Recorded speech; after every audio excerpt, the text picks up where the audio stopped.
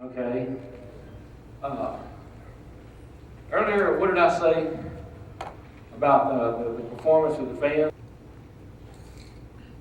Or 1 inch mercury will lift at 13.3, just say 1 foot. 1 inch mercury is what? 2.31, but really 1 foot. What if you have a situation? How many guys? Everybody's not working less than. If you've got a 27 inch machine, capable of 27 inches of mercury, well, I'm telling you, you can't do but 20 under submerged application. I'm telling you, that's sea level. Maybe not here, there's a lot of that back in California. At sea level, you're only going to lift at about 27 or 28 feet column of water. But typically in a lift station or manhole or something, you're not really after the water, are you? You're after the solids. The solids could be grease floating on top, it could be sand and gravel underneath the water that you're after. One of the two. Nobody's there to just take the machine to suck the water out. So, are you limited to 20, if you're a 27 inch machine, all you get, are you limited to 27 inch feet? How far can you go? At a fluidizer, 200 feet. I did a demonstration in Kansas City, Missouri on a barge with sewage, trying to clean it out so they could place some grinder pumps in it. They were full of hypodermic needles, if you believe that, on a Gammon barge. And I had a 125-foot vertical lift total and a 250-foot horizontal run. And I did that with a guzzer. It would have done the same thing with a vacuum if it had the same blower on it, depending on the blower you had. But I did that, and I could load up that guzzer with 3,000 gallons of this sewage faster than they could go a quarter of a mile and dump it. Another truck I was loaded into, after I got it full, a quarter mile and come back. I could have that size there waiting on it because I got the right amount of air mixed with the right amount of water. And we're going to do a demonstration now, kind of similar to what we were doing, that I was doing on that demonstration. I'm going to need you guys to help me again. Okay, I've got a hole here. I found it the first time. This one right here. And what we're trying to set up here is, I want to take that jar of water I got here.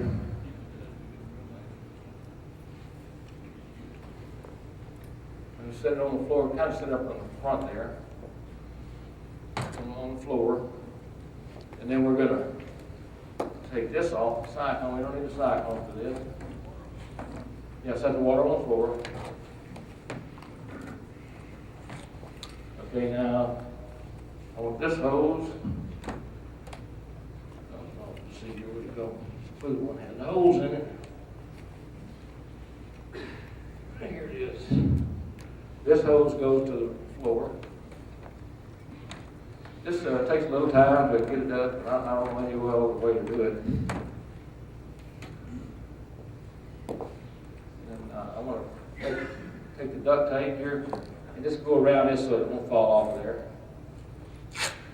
What I'm doing is I'm setting up a vacuum source, and I want to show you how to lift greater than with this machine was right now was only capable of 40 inches. I think it's 40. We'll check it in a minute. 40 inches of water and 125 CFM.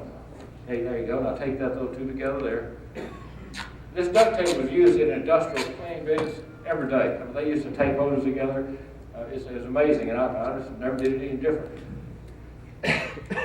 So what we have is a situation where well, I like to use YouTube for this.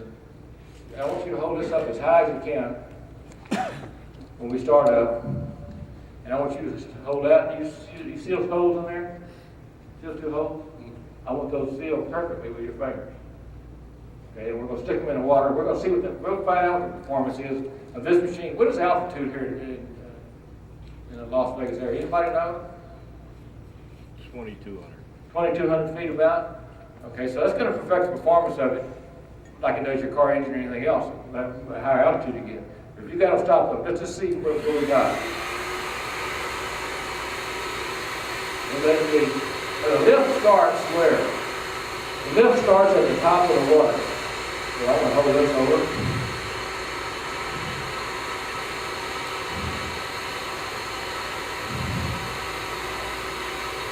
Get in there.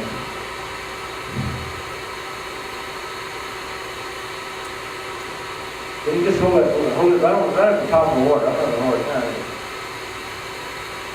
Well, it's about 37 and a half inches here at 2,200 feet altitude. I can sit here and run that fan all day long, and it's never going to get any higher. I'm just going to sit right there. Now, let me get off the side here. Let's see it. Now, take one finger off one of those holes. Can you see what I'm doing? Can you see what's happening? Okay, now take the other finger off. See, we're starting to load the water. You can see it over here. We're starting to load the water now. We'll turn it off just a second. Let me explain what happens there. That would only lift about 37 inches of water column. We basically rated the performance of that fan by just measuring. We weren't very exact, but we're close enough for what I'm trying to prove. 37 and a half inches of water. That's all that thing will do. But once he took his finger off of one of those holes, he introduced what? Air into that column of water. Once air gets in a column of water, where does it want to go? Does it want to go down? Heavens no, it don't want to go down. It wants to go up. Well, it's also helping it go up. I have done what to the air above that column of water? I have decreased the pressure, haven't I? What's pressure trying to do, guys? It's trying to equalize itself. Where is it going? It's going through that hole. It's mixing with that column of water. And once it mixes with that column of water, it just continues to convey it with air at that point. So you're not really sucking a true column of water. Or you've got a less than a column of water. You're cheating. And that's what I did with it. It was a gallon barge is what it was. It was a gallon barge. I had got the right amount of air. And the way we did that, we had an 8-inch hose, and we just went through the hatch. I didn't go outside, but I'm seriously, it was full of hyperdynamic to resist. And they just lowered it in there, these guy operators, until they got the right amount of air. And you could tell by the way it was loading material, how well it was working. And that's what we're doing here. Now, you get in a situation in a lift station, and I say, man, we were in Texas, we had flat ground. We had lift stations everywhere. We were in flat ground now where I was, and they had to have lift stations everywhere. Well, you guys lived in the mountain and everything, you got the natural terrain that you can take advantage of. We couldn't. So we had a lot of lift stations to deal with. But you get in a situation where you've got to deal with a lift station that's 40 feet deep. You've got to have some method to do it and start figuring out things. And I can tell you that if you take a machine with 6-inch hose and you go down 40 feet, you all can lay that down, sit down a minute so I'm drawing board. And you go down 40 feet deep, here's what I like to see for your best performance. And I'm again, let's just use the PD, because the PD is going to perform better, again, at the depth underwater than the fan. The fan will perform better on top with the grease and stuff floating on top.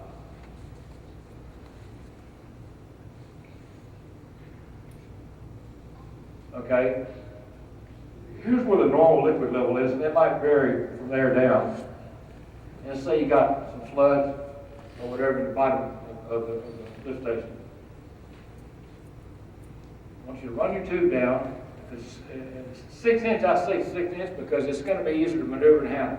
And it's probably going to be, if you can get your boom right over the truck, lift station, that's great. A lot of times you can't. You might have to handle it by hand. But let's assume you could get the boom straight over, and it's coming off the boom down here like this. And what you're really after is this stuff down here because it's messing up your pump. The way I set up I would like to see is that 6-inch. I want 4 3/4 inch aluminum tubing if you can. 4 3/4 inch holes in a 6-inch aluminum tubing. Now, where they need to be is important. They need to be 2 or 3 feet above the highest liquid levels that you anticipate in that lift station. What you don't want to have happen is have the lift station pump down to here. You put your hose here, and then it gets above them. What happens then? You're dead duck, aren't you? So you want to know that it's going to always stay above the water. And you'll load about 600 gallons a minute of just water at 40 feet deep. Just with what I just told you right there. And if you the reason I like aluminum tubing, if you play with it right and you're moving it around down there, and you put your air for that tube, you'll hear it when you start to load the gravel or the sand, or you'll hear it coming through that machine, and you can actually play with that by tuning or detuning those holes by putting duct tape on to get a faster loading rate. If you want to run a 8-inch hose that deep, with 8-inch aluminum tubing, I'm going to say that you need 6 3/4 inch holes in it, because it becomes more of an airflow type situation then. And I guarantee you it'll work. Now the problem that you'll have is that you'll get this stuff here, so you're going to have a hose or something, maybe a sewer hose, something that you can mix that stuff around and get it to the bottom of the hose, because hanging vertically, you're going to have a tough time. Does that make sense what this says there? How many of you guys have done something similar to that? You've done it, it works, doesn't it? You can do that. You can even enhance the performance somewhat by using compressed air in really, really deep situations. Rather than having these just put compressed air, you can put that right at the bottom. It would also stir the material up and get it to go a lot faster.